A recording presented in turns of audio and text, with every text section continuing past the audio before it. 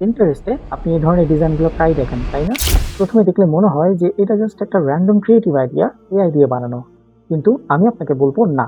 এই ডিজাইনগুলোর পেছনে একটা ক্লিয়ার সাইকোলজি কাজ করে অ্যান্ড আজকের ভিডিওতে আমি সেটাই ট্রাই করব ভেঙে দেখানো। এই ভিডিও শেষ পর্যন্ত দেখলে আপনি বুঝতে পারবেন যে কেন বেশিরভাগ এআই ইউজারই জেনারেট ডিজাইন বের করে আর কেন কিছু ডিজাইনারের কাজ এত মেমোরেবল হয় যে এটা চোখ থেকে সরেই না। আজ আমরা কথা বলবো ভিজুয়াল মেটাফোর ডিজাইন, যে টেকনিকটা দিয়ে এই ধরনের ইন্টারন্যাশনাল অ্যাওয়ার্ড উইনিং অ্যাডভার্টাইজিং কোম্পানিগুলো ক্রিয়েট করা হয়। আমি আপনাকে ফুল ব্রেকডাউন দিব কি এটা, কেন এটা কাজ করে অ্যান্ড সবচেয়ে ইম্পর্টেন্ট আপনি সেম থিঙ্কিং প্রসেস নিজের ডিজাইনে কিভাবে অ্যাপ্লাই করবেন। কিন্তু মজার ব্যাপার হচ্ছে এখন এআই আসার পর সবাই ভাবতেছে যে ডিজাইন একটা প্রম্পটের কাজ, জাস্ট লিখো, জেনারেট করো, ডান।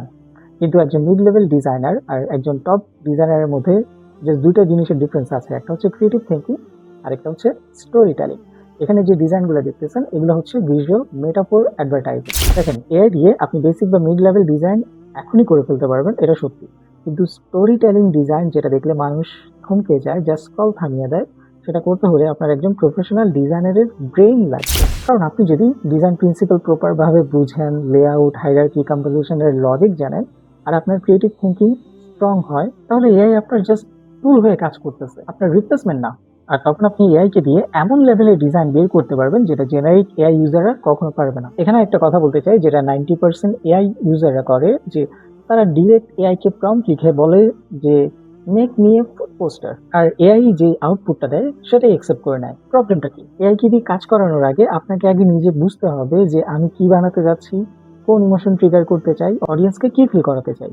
আপনি যদি এআই এর উপর ফুললি ছেড়ে দেন, আপনি জেনারিক কনসেপ্টে পৌঁছাবেন, আর যেটা বাকি 10 জনও সেম প্রম্পট লিখে পাবে, তখন আপনার একজন নর্মাল এআই ডিজাইনারের মধ্যে কোনো ডিফারেন্স থাকবে না। তাই রিয়েল ওয়ার্ক ফ্লোটা এমন হতে হবে যে ক্লায়েন্টের কাছ থেকে বা আপনি নিজের পোর্টফোলিও প্রজেক্ট হলে নিজের থেকে টেক্সট কন্টেন্ট বা অ্যাড কপি কালেক্ট করুন। সেটা আপনি চ্যাটজিপিটি থেকেও কালেক্ট করতে পারতেছেন। সেই টেক্সট কন্টেন্টের উপর বেস করে স্ট্র্যাটেজিক থিঙ্কিং করুন, এই মেসেজটা ভিজুয়ালি কিভাবে কনভার্ট হবে, তারপর এআই কে প্রম্পট দেন আপনার চিন্তা, আপনার ডিরেকশন দিয়ে। আমি যদি একটু চ্যাটজিপিটিতে আসি, এখানে দেখেন, এখানে আমি কিছু প্রম্পট ইউজ করলাম।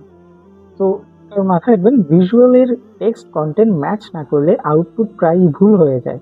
মানে আপনি ভিজুয়ালে দিলেন একটা, অ্যাড কপি বা টেক্সট কন্টেন্টে দিলেন আরেকটা, সেটা ম্যাচ করবে না। মানে সেটা দেখতে হয়তো আপনার সুন্দর লাগতেছে ডিজাইনটা, বাট মেসেজটা ক্লিয়ার না, মিস হয়ে যাচ্ছে।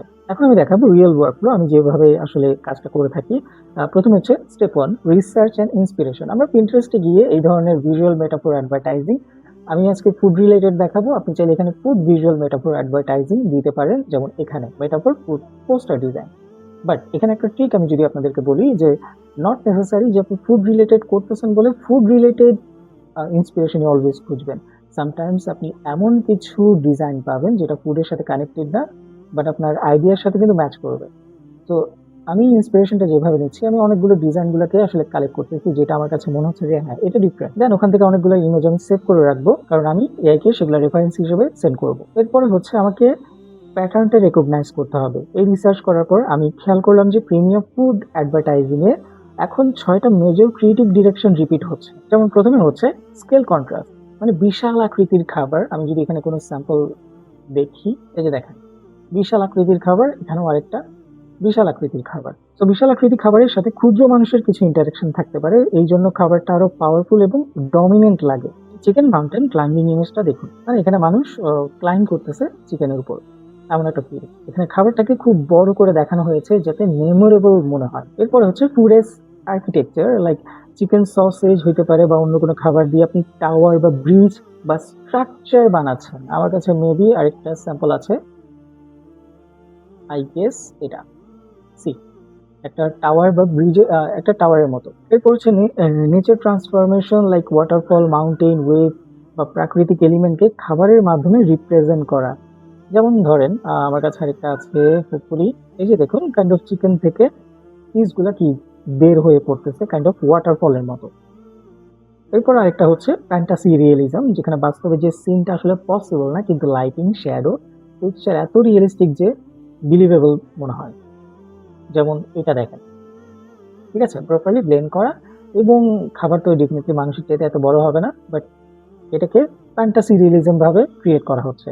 এরপর হচ্ছে মোশন স্টোরি টেলিং, যেখানে আসলে চিজ গোলে পড়তেছে বা স্পাইস বা হার্বস উড়ে বেড়াচ্ছে, এমন একটা, মানে এখানে ডিজাইনে ড্রামা এবং এনার্জি দুইটাই অ্যাড করা হয়েছে। আরেকটা হচ্ছে সিঙ্গেল ভিজুয়াল মেটাফোর, মানে একাধিক আইডিয়া একসাথে ইউজ না করে জাস্ট একটা শুধু শক্তিশালী ভিজুয়াল। অনেক সময় দেখা যায় জাস্ট শক্তিশালী একটা ভিজুয়ালের মাধ্যমে আপনি পুরো ডিজাইনটা কমপ্লিট করে ফেলতে পারেন, ইভেন আপনার সেক্ষেত্রে টাইপোগ্রাফিও প্রয়োজন পড়ে না।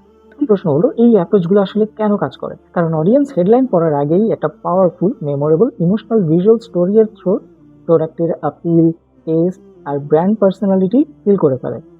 সাকসেসফুল ফুড পোস্টার খালি খাবার দেখায় না, এটা একটা এক্সপেরিয়েন্স ক্রিয়েট করে যা ভিউয়ারের মনে অনেক দিন থেকে যায়। এবার আসেন পুরো ওয়ার্কফ্লোটা কিভাবে করলাম আমি সেটা দেখাই। প্রথমে আমি ওই যে আমার পছন্দের কিছু ডিজাইনগুলোকে ChatGPT-তে নিয়ে আসলাম এবং আমি একটা প্রম্পট দিলাম। এখানে প্রম্পট কিন্তু অনেক ইম্পর্টেন্ট। আপনি র্যান্ডম কোনো জাস্ট মনের মাধুরী মিশায় এমন কোনো প্রম্পট দিবেন না, তাহলে রেজাল্ট খুব একটা ভালো আসবে না। আমি কি লিখলাম? act as a world class graphic designer specialized in food poster design. Now I will design a food banner design. There should be storytelling. মানে আমি এখানে কিছু ডিজাইন দিলাম যে আমার এগুলো হচ্ছে রেফারেন্স, এগুলোর মতো একটা স্টোরি টেলিং এবং ভিজুয়াল মেটাফোর থাকতে হবে। এবং আমি তাকে বলে দিলাম যে আমার প্রোডাক্ট হচ্ছে একটা ক্রিসপি চিকেন অ্যান্ড সসেজ। তো আমি তাকে আগে বললাম যে এখনই আমাকে কোনো ইমেজ জেনারেট করে দিবা না, আমাকে জাস্ট কি দিবা? prompt দিবা, just give me prompt so that I can generate the images separately and then I will polish and add text to them in Photoshop. আমি কখনো জাস্ট এআই এর উপর নির্ভর করে পুরো ডিজাইনটা করি না। আমি এআই থেকে জাস্ট ভিজুয়াল আইডিয়াটা নিচ্ছি, ইমেজটা জেনারেট করে নিচ্ছি। আমি সেটা রিটাচিং, পলিশিং এবং টাইপোগ্রাফি সম্পূর্ণ ফটোশপে ম্যানুয়ালি করতে পছন্দ করি। কারণ এআই যখন টাইপোগ্রাফি দিবে তখন ওইটা প্রায় সব সিমিলার হয়ে যায়। ওকে, সো দেখেন আমাকে খুব চমৎকার প্রায় 12টার মতো কি দিল? প্রম্পট দিল, রাইট? ওই প্রম্পটগুলো থেকে আমি দেখেন কিছু ইমেজ অলরেডি জেনারেট করে ফেলছি। এটা ছিল আমার প্রোডাক্টটা ক্রিসপি চিকেন। দেন আমি প্রম্পট দিলাম নাও সি। এই যে দেখেন আমার অনেকগুলো আমাকে দিছে। দেন হচ্ছে দেখেন সিটি, দেন হচ্ছে মেল্টিং চিজ, দেন সি। প্রতিটা ডিজাইন, প্রতিটা কনসেপ্ট আমার কাছে খুবই ভালো লাগছে। দেন ওই যে বললাম একটু আগে যে আপনার ডিজাইনের সাথে বা ভিজুয়াল ডিজাইনের সাথে আপনার টেক্সট কন্টেন্ট ম্যাচ করাটা খুবই ইম্পর্টেন্ট। আপনি জাস্ট একটা ডিজাইন নিলেন, মনে করেন এটা একটা ডিজাইন, এখন এখানে আপনি লিখলেন যে কি ক্রিসপি চিকেন। এখন আপনি বলেন এটা ম্যাচ করতেছে কিনা? ডেফিনেটলি না, কারণ ভিজুয়ালের সাথে যখন টেক্সট কন্টেন্ট প্রপারলি ম্যাচ করবে তখন ডিজাইনটা একটা নেক্সট লেভেল আইডিয়া দিবে। এখন আমি কি করলাম? ইমেজটাকে এখানে নিয়ে আসলাম, নিয়ে আসার পরে আমি কি করলাম? আমি ইমেজগুলোকে দেওয়ার পরে তাকে বললাম যে ওকে নাও এই ডিজাইনগুলো আমি ফটোশপে ম্যানুয়ালি টাইপোগ্রাফি অ্যাড করবো, সো আমাকে প্রপার এক টেক্সট কপি দাও যা আমার ভিজুয়াল সিনারিওর সাথে পারফেক্টলি ম্যাচ করবে। এখন দেখেন সবগুলো দিয়েছে। আমার ইমেজটা ছিল 5 নম্বরে, এই যে জ্যান ক্রিসপি চিকেন মোনামেন্টস। সে আমাকে হেডলাইন দিল একটা, আরো কিছু অল্টারনেটিভও দিয়ে দিল। এখান থেকে আমার এইটা ভালো লাগছিল। ওকে, সো আমি এখান থেকে নিলাম, এটা বডি কপি এটা ছিল। সো আমি ইমেজটাকে নিয়ে আসার পরে আমি এটাকে আরেকটু রিয়েলিস্টিক ভাইব দেওয়ার ট্রাই করছি। সো আমি কি করলাম? এটার মধ্যে একটা ক্যামেরা র ফিল্টার দিলাম। ক্যামেরা র ফিল্টার একটা ডিফারেন্ট লুক নিয়ে আসে। এই যে দেখেন এটা ছিল বিফোর, আফটার। আমি কি আমি কি পরিমাণ দিছি সেগুলো একটু দেখাই। প্রথমে আমি ইফেক্ট থেকে দেখেন কিছুটা ক্ল্যারিটি, টেক্সচার অ্যান্ড ডিটেইলস এবং ভিনিয়েট দিছিলাম। ভিনিয়েট দেওয়ার রিজন ছিল চারপাশে আমি একটু ডার্কনেস রাখতে চাচ্ছিলাম, কারণ আমি চাচ্ছি জাস্ট মিডল সেকশনটা যাতে ফোকাস পায়। দেন আমি কিছু নয়েজ দিলাম, গ্রে। দেন একটু ভাইব্রেন্স অ্যাড করলাম। Then contrast, highlight, exposure, shadows, whites, blacks এগুলা প্রয়োজন অনুযায়ী আমি অ্যাড করলাম। দেন এখানে ডিটেলসে গিয়ে কিছুটা শার্পেনিং এবং নয়েজ রিডাকশন দিলাম। That's it. এরপর আমি যেহেতু নিচের দিকে একটু সাবটেক্সট অ্যাড করব, সো যদি এখন এই অবস্থায় সাবটেক্সট অ্যাড করি তাহলে আমার টেক্সটটা ততটা ভিজিবল হবে না, রাইট? এই কারণে আমি একটা ডার্ক গ্রেডিয়েন্ট দিলাম, ব্ল্যাক অ্যান্ড হোয়াইট। দেন হচ্ছে আমি একটা টেক্সচার অ্যাড করলাম। আমি একটু জুম ইন করে দেখাই। দেখেন এখন এটা নর্মালি এখানে জাস্ট একটা গ্রিন নয়েজ আছে, বাট আমি যখন এটা দিলাম, সি এখন এটা কিভাবে কাজ করতেছে। আমি এটা একটু অফ করে এটা কেমন ছিল আমি দেখাই। এটা ছিল এরকম এরকম একটা ডটেড টেক্সচার। আপনি সিম্পলি পিন্টারেস্টে গিয়ে এখানে যদি ডটেড টেক্সচার লিখেন, দেখেন এই ধরনের ডটেড টেক্সচারগুলো পেয়ে যাবেন। আমি কাইন্ড অফ এরকম একটা ইউজ করছিলাম, বাট আমারটা অনেকটাই সেম। বাট এটা পুরোপুরি দিলে তো দেখতে বাজে লাগবে। আপনি হয় ওভারলে বা সফট লাইট করে দিবেন। আমার ক্ষেত্রে আমি সফট লাইট দিয়েছিলাম বা ওভারলে যে কোনো একটা।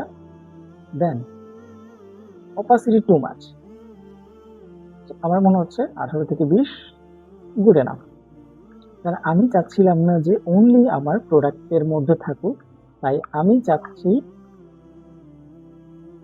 জাস্ট ব্যাকগ্রাউন্ডে থাকবে। সো আমি এই যে ইমেজটা, সো আমি কি করলাম, এই যে ব্যাকগ্রাউন্ড ইমেজ এটার সাবজেক্টটা সিলেক্ট করলাম। সাবজেক্ট সিলেক্ট হওয়ার পরে আমি আবার টেক্সচার লেয়ারে সিলেক্ট করে কিবোর্ডের অল্টার প্রেস করে ধরে নেগেটিভ লেয়ার মাস্ক অ্যাড করলাম। এখন জাস্ট ব্যাকগ্রাউন্ডে, সাবজেক্টে নাই, পারফেক্ট। দেন হচ্ছে আমি অ্যাড করলাম আমাদের সেই মেইন টেক্সটটা যেটা আমাকে দিল, এবং আমি এখানে একটা ক্লিন স্যান্স সেরিফ ইউজ করলাম। বাট এখানে ক্রেভিং শব্দটাকে আমি একটু আলাদাভাবে ভাইব দেওয়ার জন্য একটা ডিফারেন্ট কালার দিলাম। বাট আমার কাছে কেন যেন ক্রেভিং শব্দটা এখনো কন্ট্রাস্টফুল মনে হচ্ছে না, ক্লিয়ারলি ভিজিবল না। এর কারণে আমি এটার নিচে দিলাম একটা হোয়াইট বক্স। এখন এটা দেওয়ার পরে আপনি দেখেন আমি কোনো, এই যে আমি একটু দেখাই, আমি র্যান্ডম কোনো এভাবে অ্যাড করি না। আমি যেটা করলাম, আমি এই ধরনের একটা রেক্টেঙ্গেল নিলাম, দেন এটাকে আমি করে দিলাম কি স্মার্ট অবজেক্ট, দেন কিবোর্ডের control T, right click, work. কারণ ফুড পোস্টার ডিজাইনে আপনি যখন একটু শেপগুলো ডিফারেন্ট ওয়েতে দিবেন, সেটা আসলে মোস্টলি অ্যাপিলিং মনে হয়।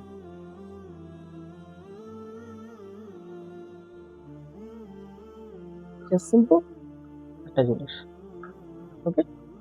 এখন দেখেন এই ক্রেভিং শব্দটা এখন ক্লিয়ারলি কন্ট্রাস্ট পাচ্ছে, আমি যে কোনো অডিয়েন্স খুব ইজিলি বুঝতে পারবে।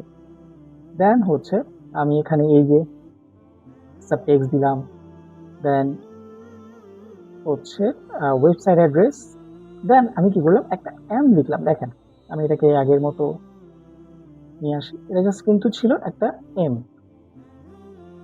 এই যে দেখেন।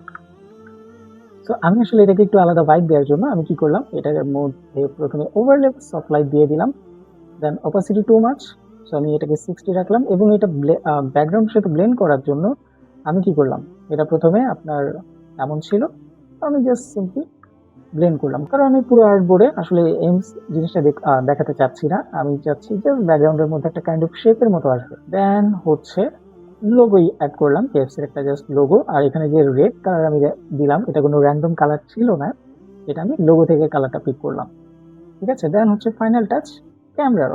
এইটা ছাড়া আপনার ডিজাইন আসলে অসম্পূর্ণ, সিম্পল, খুব আহামরি কিন্তু খুব কঠিন কিছু না। আমরা এআই কে কিন্তু ব্যবহার করলাম, এআই আমাকে ভিজুয়ালটা দিচ্ছে, কিন্তু কন্টেন্ট আমি আমার মতো করে সাজিয়ে নিচ্ছি। আমি যদি এটা পুরোটাই এআই এর উপর ডিপেন্ড করতাম, তাহলে মনে হয় না আমি এমন রেজাল্টটা পেতাম। আমি আরেকটা ডিজাইন করলাম, সেটা আমি একটু দেখাই। এখানেও এখানে আমাকে দেয় নাই, যার কারণে আমি তাকে বলছিলাম যে আরো কিছু দাও, সে আমাকে যেগুলো দিয়েছিল এই যে আরো কিছু দিয়েছিল, বাট আমার কাছে ওগুলো ভালো লাগে না, তাই আমি তাকে বললাম যে কি I didn't like any of this, সবগুলো তুমি সেম প্যাটার্নে দিয়েছো। তো আমি আরো কিছু স্যাম্পল তাকে দিলাম, দেওয়ার পরে বললাম যে এমন কিছু ডিফারেন্ট প্রম্পট আমাকে দাও। সে আমাকে কিন্তু আরো অনেকগুলা দিল, দেখেন। সে আমাকে প্রথমে আইডিয়া দিল, তারপর আমি বললাম যে কি, so give me the prompt দেওয়ার পরে আমার কাছে এখানে রেড কার্পেট স্টার এইটা বাকিদের চাইতে একটু বেশি ভালো লাগছে। কেন আমি এতগুলো জেনারেট করে রাখি, রিজন হচ্ছে আপনি ধরেন 10টা প্রম্পট নিলেন, অনেক সময় অনেকগুলো ভালো লাগবেও না, মেজরিটি ক্ষেত্রে না লাগতে পারে, তখন আপনি আরো জেনারেট করবেন। এগুলো আসলে রিসার্চের ব্যাপার, সময়ের ব্যাপার, যার ফলে সে আমাকে এমন একটা ভিজুয়াল ক্রিয়েট করে দিয়েছে। এন্ড সেম ওয়েতে আমি কি করলাম, অ্যাগেইন এটার মধ্যে একটা ক্যামেরাও দিলাম, কারণ আমি চাচ্ছি অনলি প্রোডাক্টের দিকে বেশি ফোকাস দিতে। কর্নার এরিয়াতে আমি একটু ডার্কনেস রাখলাম, অ্যাগেইন সেম প্রসেস, নিচে একটু ডার্ক রাখলাম, কারণ আমি নিচে হোয়াইট টেক্সট অ্যাড করবো যাতে সেই টেক্সটটা ক্লিয়ারলি ভিজিবল থাকে। অ্যান্ড অ্যাগেইন সেম প্রসেস, একটু আগে যে টেক্সচারটা প্রথম ডিজাইন অ্যাড করেছিলাম আমি সেটাই রাখলাম। দেন আমার মেইন টাইপোগ্রাফি, এখানে দেখেন দি স্টার হ্যাজ অ্যারাইভড, এই যে দেখেন কন্টেন্টের সাথে, মানে ভিজুয়াল কন্টেন্টের সাথে আপনার টেক্সট কন্টেন্ট প্রপারলি ম্যাচ, মানে এখানে চিকেনটা এখানে অ্যাজ এ সেলিব্রিটি বা স্টার হিসেবে কাজ করতেছে। এই কারণে আমরা বললাম যে কি দ্য স্টার হ্যাজ অ্যারাইভড, এটা কিন্তু আমাকে চ্যাট জিপিটি দিছে, ঠিক আছে। তাহলে আমি এইটার পাশেই ডিফারেন্ট ভাবে ট্রাই করছি যে সাবটেক্সটটা দিতে, অনেকে সাবটেক্সটটা নিচে দেয়, আপনি দিতে পারেন, কোনো সমস্যা নেই, বাট আমি একটু স্টাইল করার জন্য বা একটু ডিফারেন্ট ওয়েতে টাইপোগ্রাফিটা করার চেষ্টা করছি। দেন আমাদের যে লোগো ছিল, লোগোটাকে আমি এখানে আবার হোয়াইট করে দিলাম, কারণ রেড কালার এখানে ম্যাচ করবে না। দেন ফাইনাল টাচ ছিল কি ক্যামেরা। এখন দেখেন ক্যামেরার কারণে ডিজাইনটা আরো বেশি ক্রিস্পিনেস মনে হচ্ছে আমার কাছে। তাহলে আপনি নিজেই চিন্তা করেন, এই ডিজাইনগুলো করতে আমার কাছে কিন্তু খুব বেশি সময় লাগে নাই, আমাকে জাস্ট একটু রিসার্চ করা লাগছে। আমি চ্যাটজিপিটিকে আইডিয়া শেয়ার করলাম যে আমার এমন কাইন্ড অফ ভিজুয়াল প্রয়োজন, ভিজুয়াল মেটাফরিক ডিজাইন প্রয়োজন। এক মিনিট, এই ধরনের স্ট্র্যাটেজিক থিঙ্কিং, স্টোরি টেলিং আর ভিজুয়াল সাইকোলজি এটাই আমি পুরোপুরি শেখাই আমার ফটোশপ উইজার্ড কোর্সে। এখানে আপনি শুধু টুল শিখবেন না, আপনি শিখবেন কিভাবে থিঙ্ক করতে হয় একজন প্রিমিয়াম ডিজাইনারের মতো, কিভাবে একটা সিম্পল টেক্সট ব্রিফকে একটা পাওয়ারফুল ভিজুয়াল স্টোরিতে কনভার্ট করতে হয়, আর এআইকে একটা স্ট্রং অ্যাসিস্ট্যান্ট হিসেবে ইউজ করতে হয়, রিপ্লেসমেন্ট না।